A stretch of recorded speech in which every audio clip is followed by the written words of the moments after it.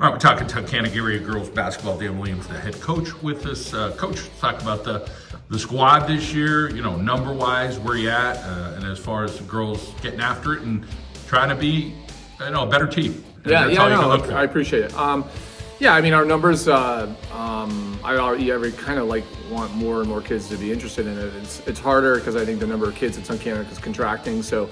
But we have 12 girls on the team right this year, and they're all committed, which is nice. So all the girls that are showing up have been at preseason practices and so forth. So we really haven't lost anybody from year to year. Been very consistent. We were really, really young last year.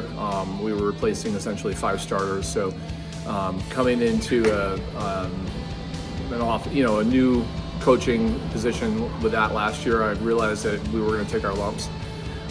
So I'm excited about this year. I mean, we have essentially 5 girls with starting experience coming back, 2 seniors, which I think are very good players that'll help us going forward this year, and then the 3 underclassmen I think have gotten a lot of experience, have gotten better. We spent a lot of time this summer doing a lot of tournaments. We were down at Kutztown, and then spent a couple preseason tournaments down in Lewisburg, and the other one in Susquehanna. So. I'm very happy with the effort. I'm proud of how far they've come, and we'll just see how it plays out. Sometimes, people will overemphasize that, high school sports are so important, and then you got to go get a scholarship and all this stuff. But right. There's life lessons in high school sports. Whether you go on to the next level or not, you're going to learn something. And I think, your passion of being a student athlete, and sure. that, at the high school level, the college level, and just, hey, I'm out here to do this thing for the girls to kind of help them become better young ladies. Yeah, absolutely. Yeah, I mean, I have 2 daughters I've seen go through this. I have one daughter who played in high school. I wasn't the coach at the time, a head coach at the time, and she's on to college. And I myself played some years in college, and you kind of realize that sometimes high school years are your most fun years. Because college can be very competitive, and so you don't always play as much as you'd like when you go to college and so forth. So the high school years are sometimes the best time to play, right? And so for me, I think my goal is for the kids to get better, to learn what it is to and really love the game, and put effort into something and realize that you get to the positive rewards from that. And sometimes it's not always consistent. Sometimes you put effort in and you don't get a reward, right? But that's kind of life, right? So you just got to get up the next day, wipe the dust off and go for it again.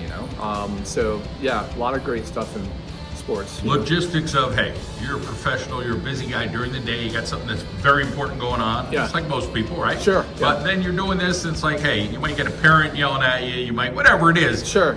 There's a little bit of perspective, I'm sure, after doing what you do during the day. You're like, you know what, this is going to be fun tonight. And then there's other days where it's like, boy, I didn't really need that stress day. There's ups and downs like anything else. Yeah. But in the end, just talking about being a part of that Tunkhannock community and feel like, hey, this is what I was made to do. I want to reach out to the young student athletes and see what I can do to have a positive impact. Yeah, absolutely. I've changed, right? I mean, you get older, your perspective changes on things, and how I handle the kids, I think, has changed.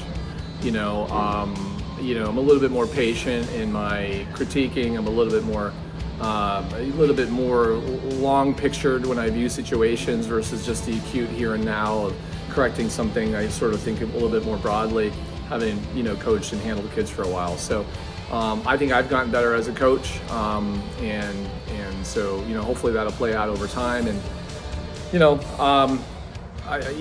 just one more day in front, I've enjoyed it. The kids are the most enjoyable aspect of it. So the 2 things that are most enjoyable aspect of coaching are the kids. Number 1, if you don't like the kids, you shouldn't coach. And number 2, just the improvement.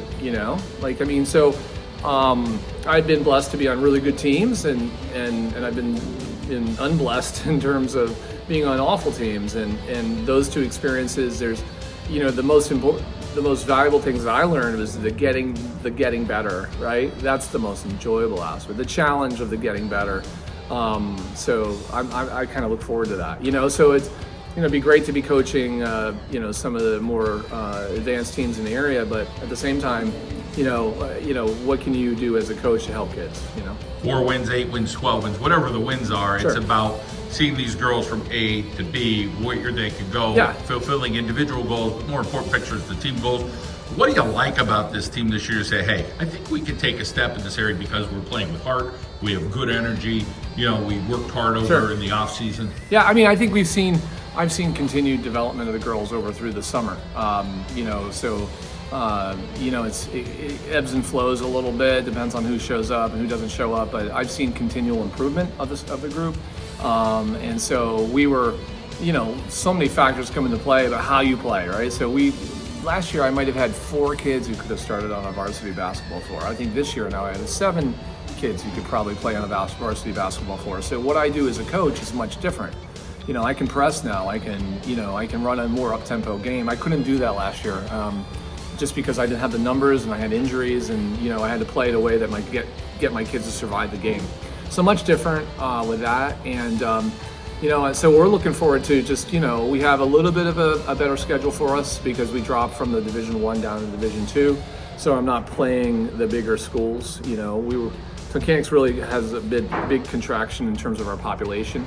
So we've really even fallen below the level of, we're almost mid-range in the lower schools, so in terms of population. So, we're kind of where we should be, so that's nice. I'm going to put you on the spot, and this might be tough for you to remember all the varsity girls that are going to contribute this year, but you had a little bit to say about each of them, as if you could go through them. Hey, this young lady really brings us, take me through the starters, and then maybe a young lady or 2 or 3 off the bench. Yeah. You can say something that you like about their game or you think we're going to see this year. Yeah, okay, cool. All right, so the 2 obvious girls I want to bring up to begin are my 2 seniors. So that's Luriana Alston and Erin Van Ness.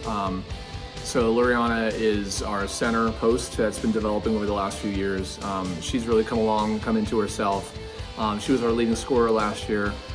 She's played a lot of travel basketball and has gotten some exposure. She's getting looked at by some college level schools, so I'm excited for her. And then our other senior is Erin Van Ness. Erin, I've known Erin since 3rd grade from youth biddy basketball, and she's just been a great athlete all the way since then. She's actually going to go and play college softball at Division II. You guys can keep talking over there.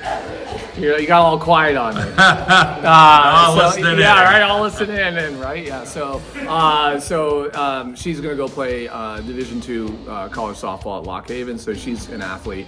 She's got a remarkable outside shot.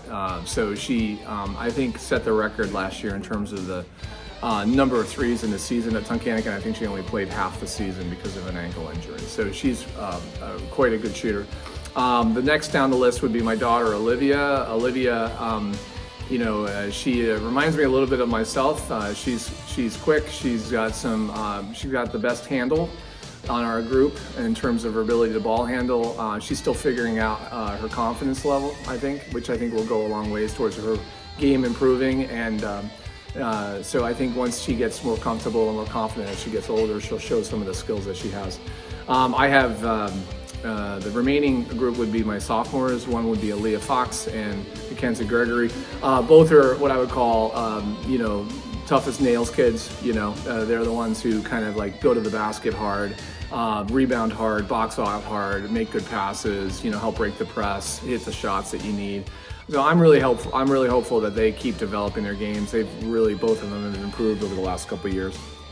I have 3 girls who I think are going to come off the bench for me, at least at this stage. One is another sophomore, Maddie Bevan. She's part of a very athletic family, and she is a good lacrosse player, and she doesn't know how athletic she is yet on the basketball court. So we're trying to get her to think more like a basketball player and come along, but athletically she has really a lot of potential. And then I have 2 young freshmen. I have Sarah Van Ness, who's Erin's younger sister, and then I have Elizabeth Moore. Elizabeth Moore is they're both essentially going to contribute on the varsity level. Sarah's more of the guard and Liz is more of our post. So they'll be stepping into roles next year on a more permanent basis, but they're going to get time this year. Coach Hake, we appreciate you coming out here, and enjoy the pizza. Thank you so much.